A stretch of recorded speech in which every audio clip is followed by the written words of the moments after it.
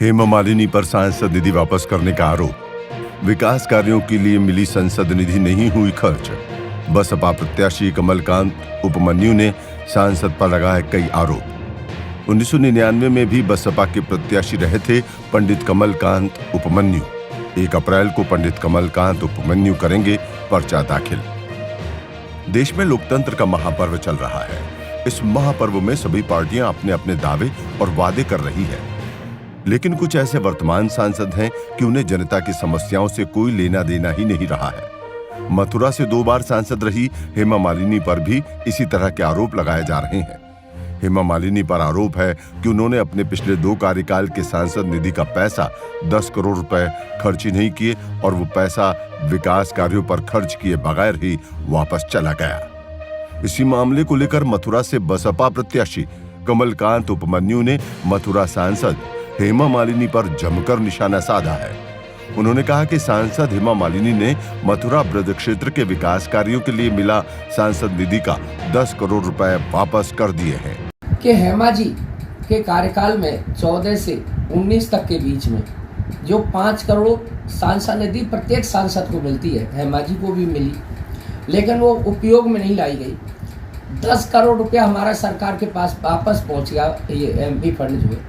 और दूसरी बात 15% जो मिला उसमें भी 80% लगा, 20% उसमें भी वापस चला गया। तो मेरी ब्रजवासियों से एक ही अपील है, मैं ब्रजवासियों, ये सब बाहरी वासी हैं और ये इनकी प्रेजेंटेशन 10 साल में कितनी रही है। हेमा जी जब यहाँ मीरा की प्रस्तुति कर रही थी, प्रधानमंत्री जी मुख्यमंत्री जी आए थे, उस समय तीनों वनों की परिक्रमा लग रही थी, तो लोगों ने कीचड़ में, घुटने के कीच में वो परिक्रमा दी। इन पे वहाँ सूखी मिट्टी तक नहीं डलवाई गई, यहाँ कालीनें बिछी हुई। दरअसल बहुजन समाज पार्टी ने मथुरा लोकसभा सीट से पंडित कमलकांत उपमन्यु एडवोकेट को अपना प्रत्याशी बनाया है। इसके बाद मथुरा लोकसभा सीट पर मुकाबला रोचक हो गया है। अब मथुरा लोकसभा में बसपा और भाजपा की सीधी टक्कर होने के आसार नजर आ रहे हैं। पंडित कमलकांत उपमन्यु 1999 में बसपा से लोकसभा का चुनाव लड़ चुके हैं।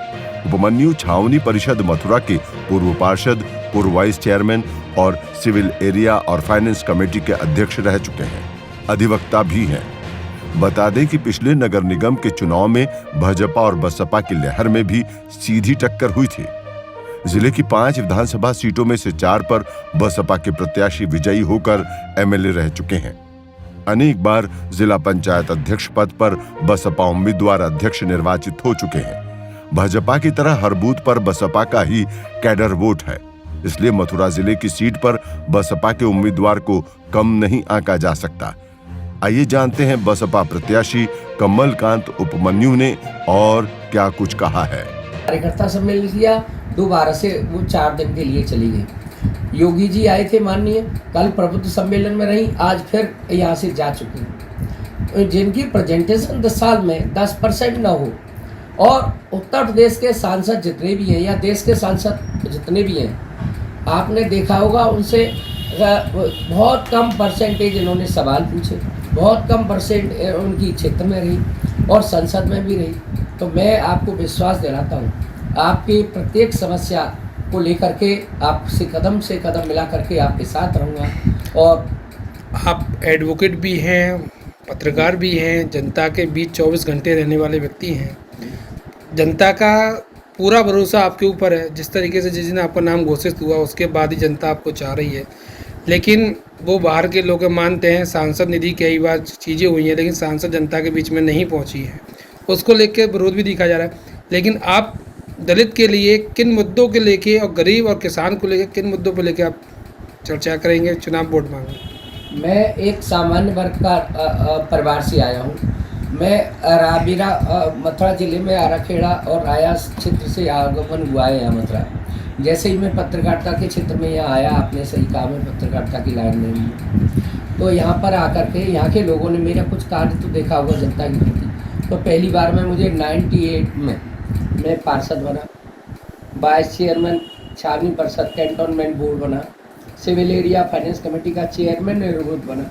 और 99 में जब अटल जी की एक वोट से सरकार गिरी थी, उस चुनाव में बहन जी ने और मान्यवर काशीराम जी ने मुझे मथुरा से ब्राह्मण होने के नाते भी 2 टिकटें दी थी उत्तर प्रदेश में, एक रामवीर उपाध्याय जी को, एक मुझे। वो जलेसर से लड़े थे, मैं मथुरा से।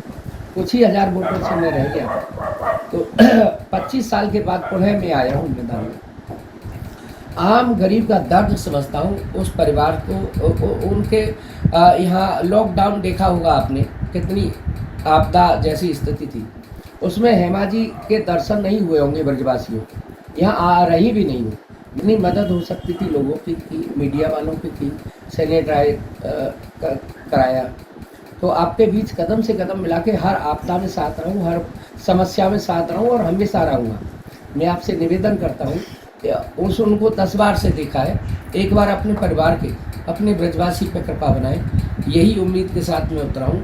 मेरा अधिवक्ताओं का परिवार है या एक ही एसोसिएशन है बार के सम्मानित अध्यक्ष महोदय और सेक्रेटरी महोदय अभी इनको होली महोत्सव में बुलाने गए थे। इन्होंने कहा आऊँगी, नहीं आई। बार के सम्मानित अधिवक्ताओं ने कहा कि अपनी निधि से एक आरओ लगवा दीजिए, नहीं उनकी मांग पूरी है।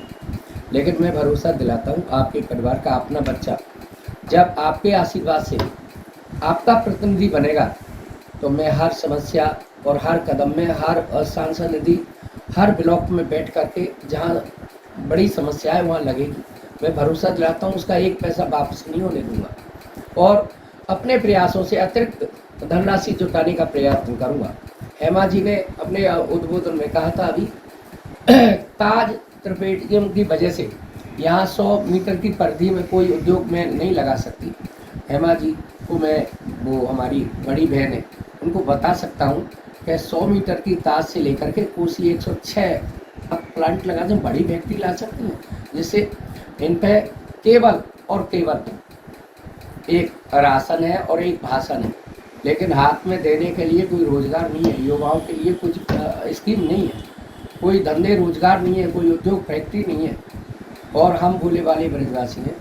इन्होंने मंच से ही पिछली बार कहा था कि जाइए, मैं आखिरी बार मुझे ब्रजवासियों मौका दे दो, मैं आगे नहीं लड़ूंगी। ब्रजवासियों ने एक बार मौका और दिया था, 2 बार से सांसद हैं, फिर दोबारा तीसरी बार आ गई। पहली बार में ही इन्होंने इंटरव्यू लिया कि आपने यमुना शुद्ध करने की बात कही थी, क्या हुआ? तो इन्होंने कहा कि 14 में से 20 नाले बंद करा दिए हमने। तो 14 में से 20 कौन सा पहाड़ा है ये? 14 नालों में से 20 बंद करा चुके हैं और अभी काम जारी है। ये हेमा जी इंटरव्यू में कह रहे हैं।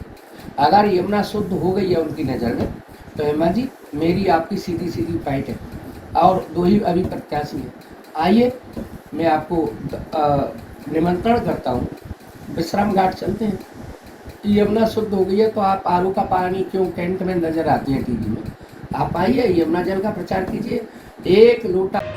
बता दें कि बीजेपी प्रत्याशी हेमा मालिनी मथुरा से 2 बार सांसद रह चुकी हैं, लेकिन हेमा मालिनी पर जनता से न मिलने और ज्यादा समय अपने क्षेत्र से बाहर रहने का आरोप है।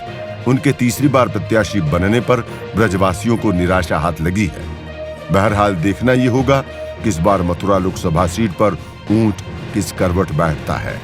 मथुरा से संवाददाता शुभम चौधरी की रिपोर्ट।